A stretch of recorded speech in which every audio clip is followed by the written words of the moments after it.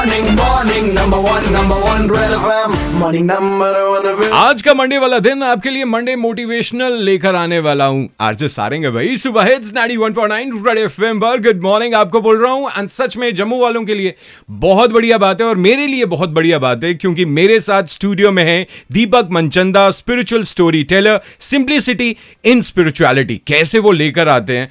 He is a member of Canadian association of professional speaker. Welcome to studio sir. Thank you very much Sarang और सब सुनने वालों को मेरी तरफ से नमस्ते। एंड आपको मैं बता दूं कि इनकी एक वीडियो जो इन्होंने सबसे पहले वीडियो बनाई थी भगवत गीता की, अपने हिसाब से इन्होंने स्टोरी टेलिंग की थी, 50 million views. So amazing. Jammu के हैं भाई, जम्मू दे रोन वाले हैं। Sir how this journey started since 2012 आप बता रहे थे, हाउ दिस स्टार्टेड? जर्नी तो ये शुरू से ही है, जब से हम पैदा होते हैं तभी से जर्नी चालू है जी। और एक जीवन जो है इसको मैं स्पिरिचुअल जर्नी बोलता हूँ। लेकिन सारंग इसमें 3 वक्त ऐसे होते हैं ज़िंदगी में जो किसी भी को भी मालूम नहीं होते। एक उसके पैदा होना, एक उसका मरना और एक उसका जागृत होना। जी। तो ज़िंदगी में ये हमारे लिए एक बहुत बड़ी ब्लेसिंग है जो आदमी एक ज़िंदगी के अंदर जागृत हो जाए। ये जागृत आदमी होता है अपने कर्मों के हिसाब से, माता पिता के प्रताप से, कई बार अपनी इंक्लिनेशन से। लेकिन बहुत हद तक जो 90% लोग जागृत होते हैं इस दुनिया में, वो तब जागृत होते हैं जब वो अपनी समस्याओं का हल नहीं निकाल पाते, जब वो फाइनेंशियली, मेडिकली कहीं ऐसी जगह पे फंस जाते हैं जहाँ से वापस निकलना मुश्किल हो जाता है। ज़िंदगी वैसे भी एक सांप सीढ़ी का खेल है और कई बार ऐसे सांप हमें काट जाते हैं जिनसे हमारा कंफर्ट जोन टूट जाता है। भला वो किसी भी किस्म का कंफर्ट जोन हो, और जब वो कंफर्ट जोन टूटता है तो आदमी उतनी समझ नहीं होती उसे कि उसमें से बाहर कैसे निकला जा सके।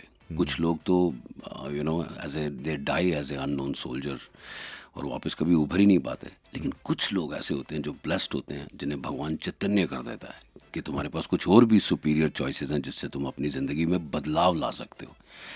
और वो बदलाव की कहानी भी हमें नहीं मालूम होती कि किस दिन शुरू होनी है, लेकिन जिस दिन वो शुरू होती है वो अंत उसी पे होएगा कि आपको अपनी ज़िंदगी के मायने पता लग जाएंगे। आपकी मुक्ति ज़रूर इस संसार से हो जाएगी। जो आपने करना है वो आप करके ज़रूर जाओगे। कोई भी आदमी जाते हुए ये नहीं पूछेगा कि मैं यहाँ क्यों हूँ, मुझे किसने बनाया है और मेरा क्या काम था। और ये सारी की सारी बातें अगर आप जानना चाहते हैं ना तो दीपक मनचंदा जी से आपको बात करनी पड़ेगी और वो मेरे साथ मेरे स्टूडियो में ऐसे ही बने रहेंगे। बहुत सारी बातें होने वाली हैं, साथ ही साथ अवेकनिंग, एनलाइटमेंट एंड सैल्वेशन के बारे में सर से बात करेंगे। बस थोड़ी देर में छोटी सी एड ब्रेक के बाद गाने आ रहे हैं जबरदस्त आपके लिए। सुपर हिट्स 91.9 रेड एफएम बजाते रहो।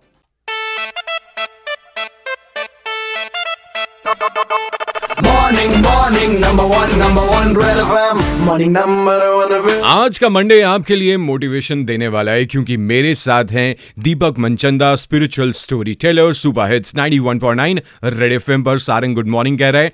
एंड सर आपकी एक वीडियो है जिसे 50 मिलियन से ज्यादा व्यूज मिल चुके हैं। भगवत गीता की आपने एक स्टोरी टेलिंग की, इसके बारे में जानना चाहते हैं। 2005 की बात है।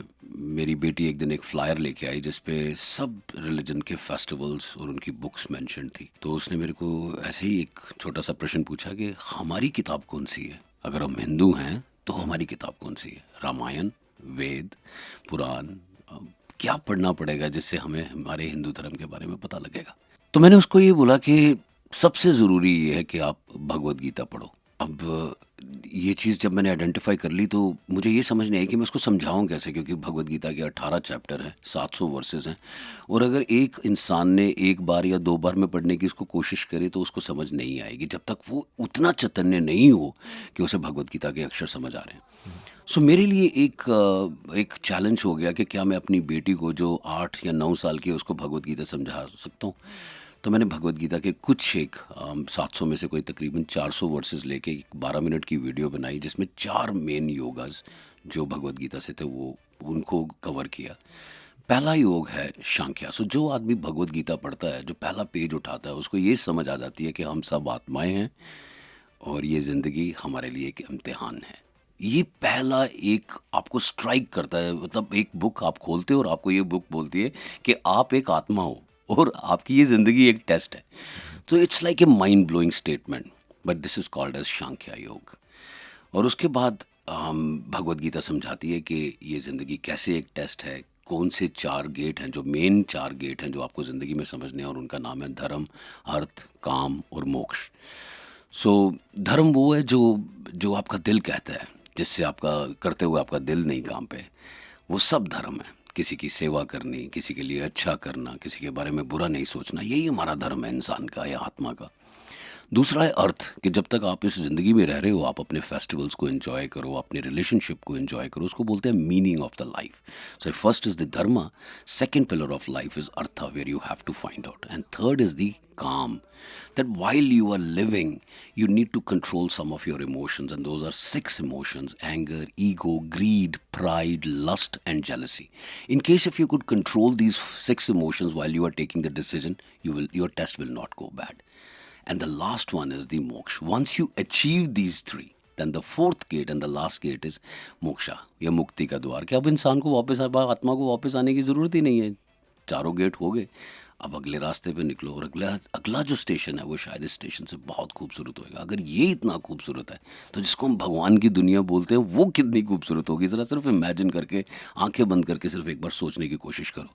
तो भगवद गीता ये समझाती है कि इस ट्रांजिशन में, ये जो अर्दली ट्रांजिशन है जिसको हमने 5 तत्वों के साथ एक्सपीरियंस करना है, अपनी 5 इंद्रियों के साथ, जैसे ही ये ख़त्म होगा, अगला पड़ाव जो है उसमें आपकी ये 5 इंद्रियाँ नहीं काम आएंगी, लेकिन जो एक्सपीरियंस होगा वो इससे शायद 1000 गुना से भी ज़्यादा आपको अच्छा लगेगा। क्या बात है, मेरा तो सच में बोलने का मन नहीं कर रहा था, मेरा मन कर रहा था आप बोलते जाएं और जितनी बातें हम इनकलकेट कर सकें बस वो सारी की सारी बातें इनकलकेट कर लें। लेकिन आप कहीं मत जाएं, दीपक जी के साथ ऐसे ही मैं बात करता रहूंगा। नेक्स्ट जो बात होने वाली है माइंडफुलनेस पर होगी। स्टे ट्यून, बजाते रहो।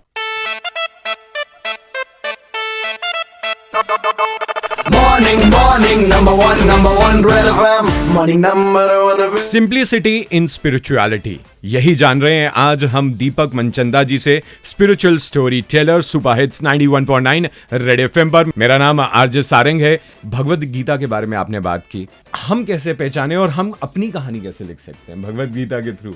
कोई भी आदमी अपनी कहानी लिख सकता है जैसी वो चाहता हो। अगर आज आप सक्सेसफुल, हैप्पी और पीसफुल हो तो आपको ये समझने की ज़रूरत है कि ये आपकी अपनी चॉइसेस की वजह से हुआ है, आपके अपने कॉन्शियस डिसीजन की वजह से हुआ है। और अगर आप आज दुखी हो या आपके पास वो नहीं है जो नहीं है, उसकी वजह भी आपके अपने कर्म हैं, आपकी अपनी चॉइसेस हैं। तो 90% हमारी जो प्रॉब्लम्स होती हैं ज़िंदगी की, उसके लिए हमारी विजडम होती है। You must have heard the expression we use only 10% of the mind. वो 10% माइंड के पास 90% हमारी प्रॉब्लम की सोल्यूशन होती है। लेकिन कई बार वो जो 10% प्रॉब्लम है उनके लिए हमारे पास सोल्यूशन ख़त्म हो जाती है।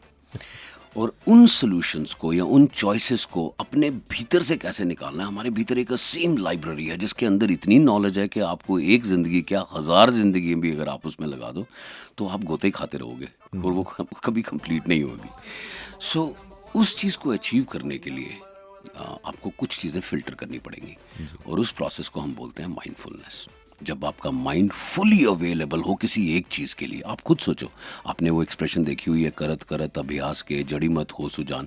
अगर एक बेवकूफ़ आदमी अगर वाइज बन सकता है अगर बार बार करके, इसका मतलब उसका ध्यान सिर्फ एक ही चीज़ के ऊपर है। अगर आप भी अपना ध्यान सिर्फ एक ही चीज़ पे केंद्रित कर दो तो आप उस काम में जीनियस बन जाओगे। ज़िंदगी में कितने भी जीनियस आप देख लो, किसी की भी जीवनी उठा के देख लो, आपको हमेशा लगेगा कि उनमें किसी चीज़ की कमी थी। क्यों? क्योंकि उनकी जो बेहतरी थी वो सिर्फ एक ही जगह पे थी, बाकी सब जगह मामला गोल हो गया और वो बैलेंस नहीं कर पाए। इसलिए ज़्यादातर जीनियस अकेले मरते हैं, उनके आसपास कोई नहीं होता और जो भी उनका है उनका आगे प्रोग्रेस करने के लिए नहीं रहता। तो जब आप ये माइंडफुल हो जाते हैं, आपको समझ आ जाती है कि बीइंग जीनियस और being wise is important for us so that we can change our life first and then show it to the other people how to make the change in their life. अगर आप उसको contribute कर सकते हो तो you have played your role. So mindfulness is when mindfully available, understanding that there are 60,000 thoughts in the whole day which comes automatically. There are 3,000 thoughts in an hour and you can check it on the net also through the the medical science. These are verified facts. So अगर 3,000 thought आपको एक घंटे में आ रही हैं तो आपने अपनी ज़िंदगी के बारे में कितना ही सोच लोगे? खाक। सो सबसे बेहतर ये है कि आप अपनी माइंड को एक जगह पे केंद्रित कर दो। मैं आपको एक आसान सा तरीका समझा रहा हूँ।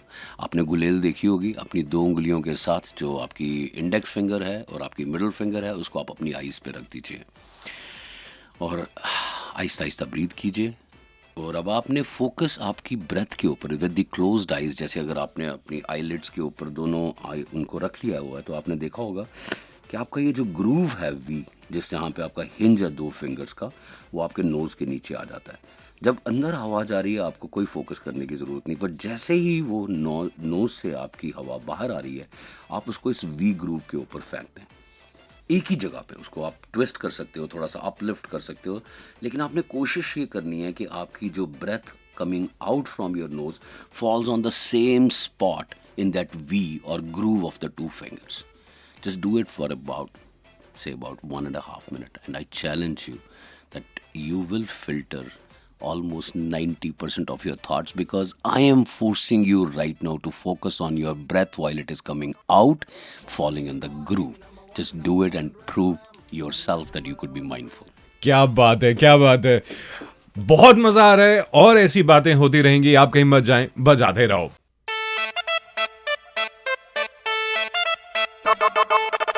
Morning, number one, Red FM. Morning number one. Spiritual storyteller Deepak Manchanda ji RJ Sarang के साथ हैं मॉर्निंग नंबर 1 शो पर। आंसर मेरे मन में एक सवाल आ रहा है, अगर मैं चाहता हूं परमात्मा के साथ अपने आप को जोड़ना, तो मैं किस तरह से अपने आप को जोड़ सकता हूं?